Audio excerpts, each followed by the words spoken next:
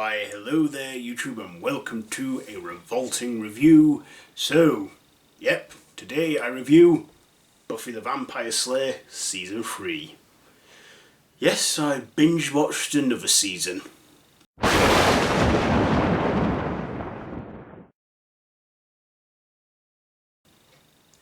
So, this is, the third season of Buffy the Vampire Slayer, which of course stars the regulars Sarah Michelle Gellar, Nicholas Rendon, Alison Hannigan, Chasma Carpenter, David Boreanaz, Seth Green, yes he becomes a regular now, and Anthony Stewart Head with reoccurring characters, with reoccurring people, including Kristen Sutherland and Eliza Dushku and Harry Gorner and K. Todd Freeman. So the third season, so 22 episodes again we get in this one. So we get 22 episodes with different stories, and we get Buffy is still slaying and kicking ass, monsters' ass, and then a new Slayer comes to town called Faith, played by Eliza Dushku, and at first she's a good ally. She's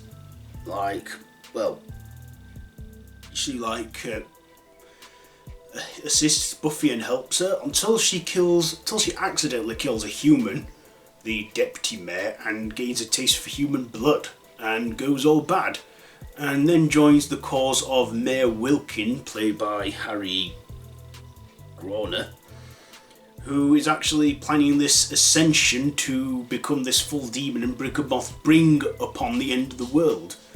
And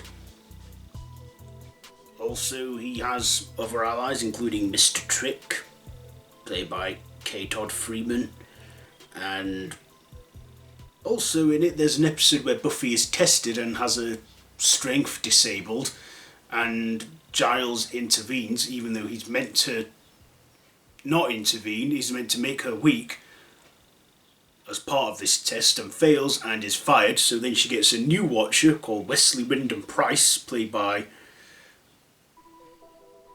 Alexis Densor, who plays Wesley Wyndham Price, who goes on to be a regular character in the spin-off series Angel. So he gets more character development and fleshed out in that when he packs in the council from being a Watcher and becomes a rogue demon hunter. But in this he's like the British socially awkward Watcher of Buffy's. So, let's get to my likes and dislikes. First of all, I still think the effects for this, the visuals, hold up. It's still dark, it's still funny, it's still teen drama-ish.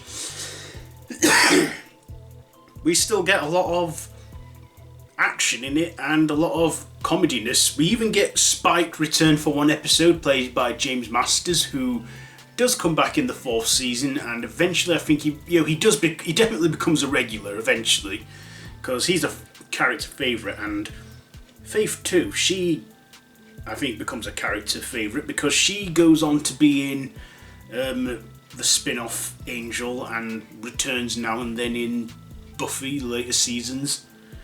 So I liked her character, her Faith, showing kind of like an anti-Buffy, like going to the dark side of evil. I didn't like Mayor Wilkin. He was... even when I watched the season, I never really liked the character. I thought he was a vile and slightly annoying person, but then again, you're not supposed to like him because he's a bad guy. And I did find it satisfying when he was finally destroyed.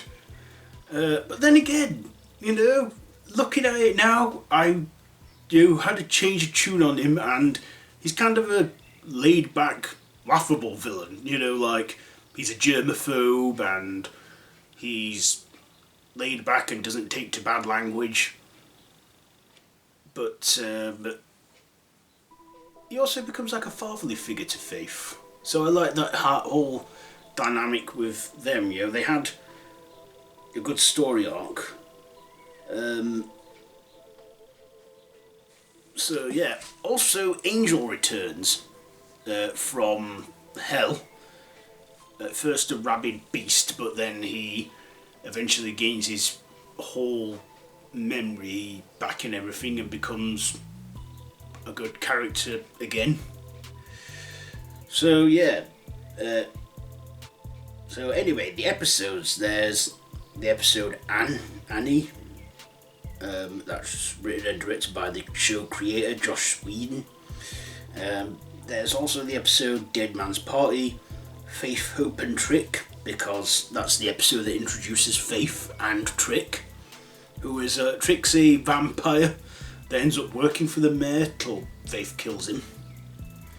Then there's Beauty and the Beast. Then there's Homecoming, Band Candy. And there's Revolutions, where I think that is the one with zombies. I like that there's an episode with zombies in. The other thing is they never really have zombies in it again. Just one episode with zombies in, but hey, I think at least they put zombies in and they very much referenced George A. Romero. And there were scenes in it that did remind me of like Pet Sematary, because the cat comes back from the dead, and Night of the Living Dead. So I like that episode. Is it Revolutions? No, it's not. Oh no, it's the second episode, Dead Man's Party. That's also like named after the Oingo Boingo song. So yeah, I like that episode. Then there's Beauty and the Beast, Homecoming. There's Lover's Walk, The Wish. That's a unique episode. When Cordelia wishes Buffy never came to Sunnydale, and this introduces the character of Anya, who is a demon, and she grants wishes, and she takes Cordelia to an alternate timeline where Buffy never came to Sunnydale, and, well, let's just say it was a lot better place. Bronze, the nightclub they go to for students, that becomes a vampire bar. We even get the Master come back in that episode as well. We see Willow and Xander as vampires, and yeah, so we find that Sunnydale would be a lot better with Buffy. Also, she dies at the hand of the Master. We also get the episode Amends. Then there's the episode Gingerbread House, which I think that has Hansel and Gretel, which are some demon where the parents turn on them and think they're a witch mob, become a witch mob and what have you. Then there's Helpless, the Zippo, Bad Girls, and then there's Consequence or something, Doppelgangerland. Yeah, Doppelgangerland. They pick up on the episode again where Cordelia's in that alternate timeline and Anya tries to get her necklace back so she can be a demon again, and accidentally brings back the vampire Willow, till they take her back to her timeline and she still meets the same fate. Then there's Enemies and then Earshot Choices.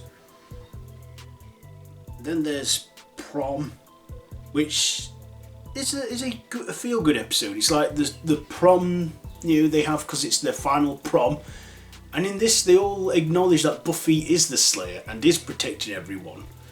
There is the episode Choices. That was a very risky episode at the time, because in it was like they were looking for someone who was planning a school shooting, which wasn't quite true. the character of Jonathan, he was going to kill himself, and then it turns out it was the fat evil lunch lady trying to poison everyone. Then there's the two-part Graduation Day parts 1 and 2, which is the finale, both written and directed by Joss Whedon. In that, Angel is wounded, and the only thing that can cure him is the blood of a Slayer. Buffy defeats Faith, but she goes into a coma, but then Buffy gives Angel her blood so he can recover. And then that's when Buffy and all the other students band together on Graduation Day to destroy Mayor Wilkins, who becomes a full-fledged demon. And in the